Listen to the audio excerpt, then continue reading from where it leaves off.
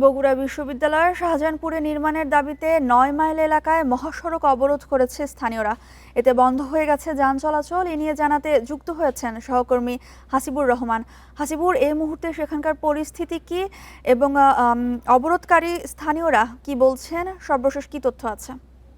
আমি অবরোধকারীদের সাথে কথা বলে যেটুকু জানতে পেরেছি যে তাদের মূল দাবি যেটি সেটা হলো বগুড়ার শাহজাহানপুর বিশ্ববিদ্যালয়টা স্থাপন করা হয়। আর আপনি জানেন যে তিনবারের প্রধানমন্ত্রী খালেদা জিয়াই মূলত এই এলাকায় একটা বিশ্ববিদ্যালয় স্থাপনের অনেক দিন আগে একটা নির্দেশনা দিয়েছিলেন। সেই নির্দেশনার আলোকেই বর্তমান সরকার সব ধরনের প্রস্তুতি নিয়েও ফেলেছিল, কিন্তু এর মধ্যেই স্থানীয় লোকজন জানতে পারে এবং বিভিন্ন সূত্র থেকে এই ধরনের খবর এসেছে যে স্থানীয় সরকার প্রতিমন্ত্রী মীর শাহ আলম শাহজাহানপুর থেকে এই বিশ্ববিদ্যালয়টা স্থানান্তর করে শিবগঞ্জ এলাকায় অর্থাৎ তার নিজ আসনের এলাকায় নিয়ে যাওয়ার চেষ্টা করছে। এটাই মূলত যারা আজকে বিক্ষোভ করছে তাদের মধ্যে এক ধরনের প্রতিক্রিয়ার সৃষ্টি হয়েছে, যার ফলে বিক্ষুব্ধ ছাত্র জনতা মাঠে নেমে এসেছে। অর্থাৎ মাঠ বলতে আমি ওই মহাসড়কের কথাই বলছি, যে এখানে নেমে এসে এর ফলে যেটি হয়েছে যে ঢাকা দিনাজপুর মহাসড়কে বেশ কয়েক কিলোমিটার এলাকা জুড়ে এখন যানজটের সৃষ্টি হয়েছে।